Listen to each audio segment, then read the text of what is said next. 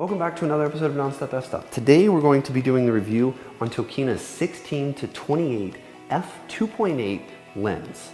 We're going to be shooting this house, so we're going to be using this lens in an architecture fashion. So let's see how it works out. All right, to start off, this thing is very wide.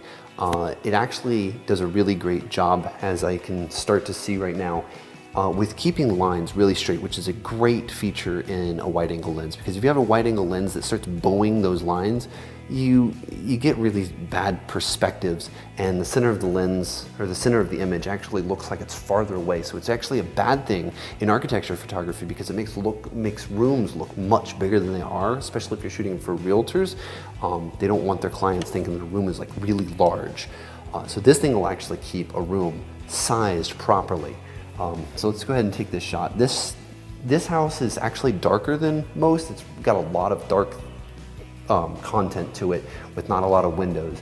So right here, I'm gonna be taking this picture at 125th of a second, 3200 ISO, and an f-stop of 8 with a 5D Mark III with the Tokina 16-28.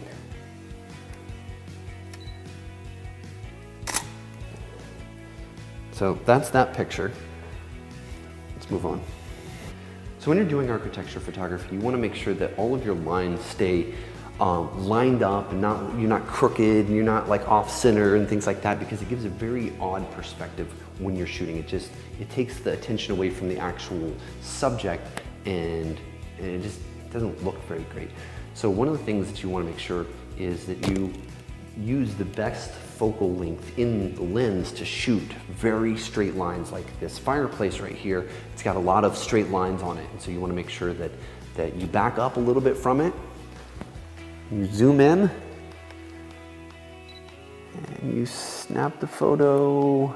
When everything is lined up, you keep, the edge of your sensor off of the edge of the fireplace, same distance right and left, and top and bottom, the floor and the ceiling.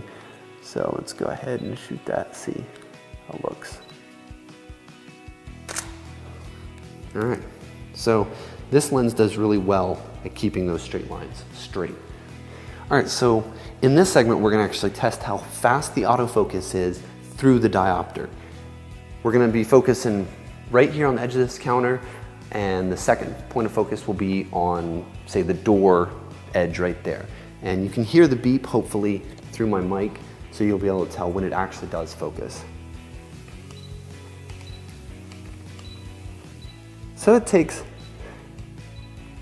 about a second and a half to actually capture focus between, 10 foot or so. And it's not the fastest in the world, but it's acceptable, at least through the diopter. So let's go ahead and take a picture. We're at 16, 4000 ISO, 80th of a second, aperture 8.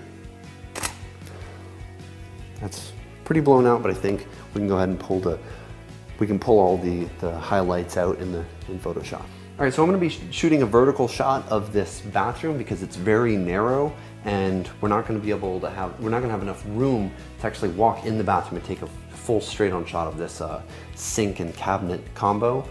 And so what I'm gonna do is put this on live view and actually test how long it takes this lens to autofocus in live view on something about 10 feet away. So I'm gonna actually force this thing to be out of focus and then put it back into autofocus. Ready? We're gonna focus on about the faucet area. 3, 2, 1. There we go. I don't know, about 2.5, 3 seconds. And let's try that again. We're gonna focus somewhere that doesn't have so much contrast. Like up there in the corner. 3, 2, 1. Nope, couldn't find focus.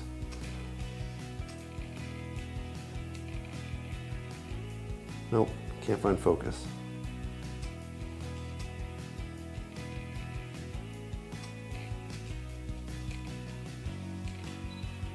So I'd have to say very poor.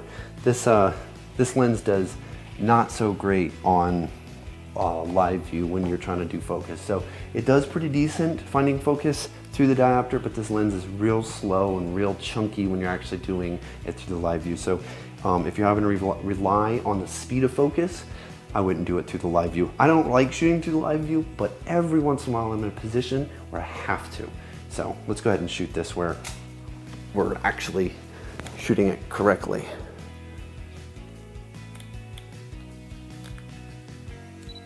There we go. I had to move the metering point away from the window. There we go. Actually, it's focusing on the cabinets at the window. All right, so there's that picture.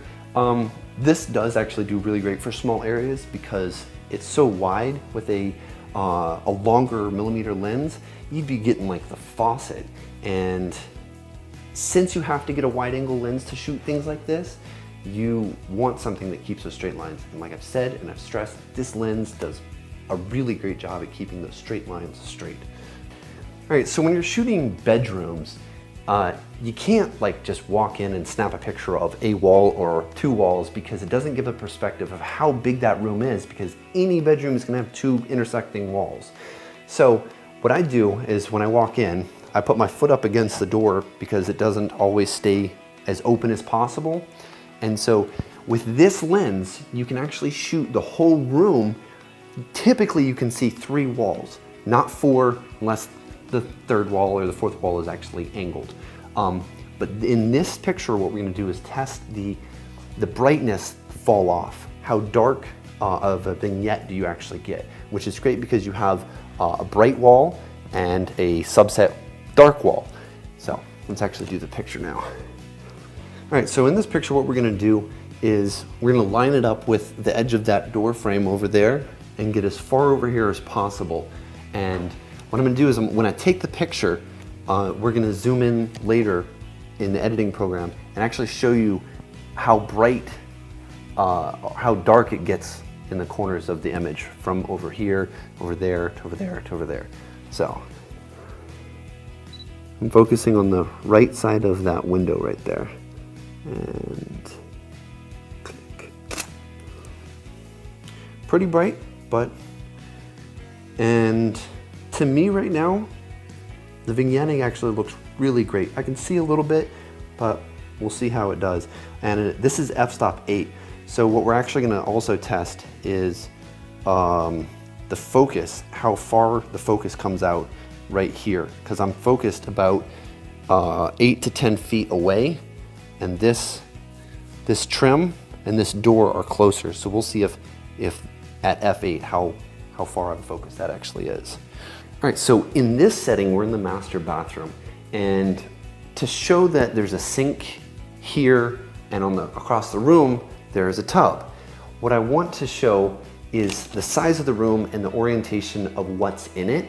And so what I'm gonna do is actually show this countertop. But if you notice, this countertop's gonna be very close to the camera and the tub's gonna be far away from the camera. Well, in a lot of wide angle lenses, things that get really close to the camera get very distorted. So what I'm gonna do is put this in the bottom corner of, the bottom right-hand corner of this image, and it shouldn't be distorted, but we'll see. We're gonna focus over here about midways through the cabinet so that we actually get a halfway point in focus. So,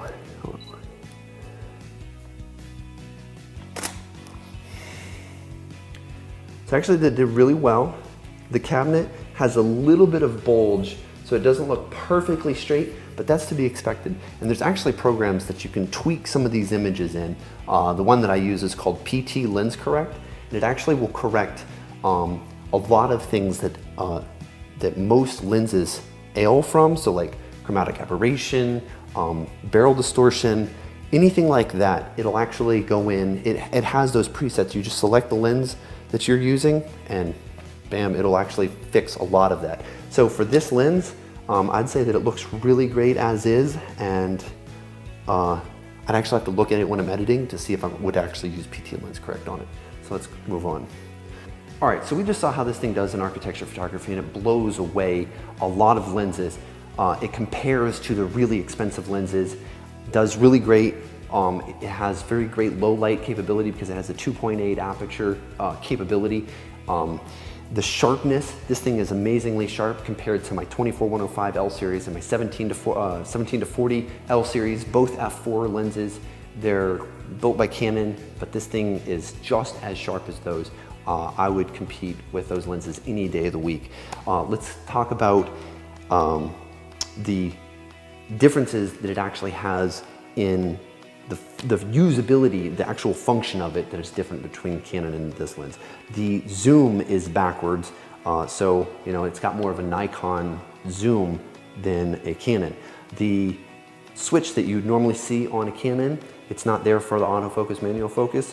When it's in manual focus, you actually have control with the ring, but to put it into autofocus, you push it forward and now it won't actually focus. If it is an autofocus, you have no focus ability with the ring. It's all done with the camera.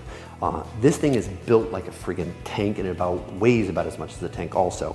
It probably isn't, but I think it feels like it's about half or double the weight of my 17 to 40. But in that, the build quality is amazing. It's built out of metal.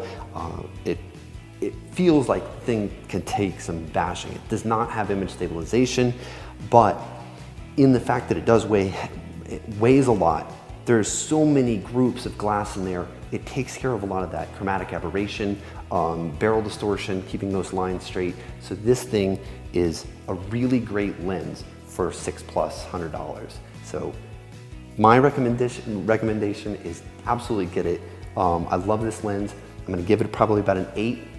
The only reason I give it an 8 is because it has a slow focus time in live view and the motor is not quiet. It's not as fast as the Canon. It does not have image stabilization, but all those things aside, I'm not kidding, this is a great lens.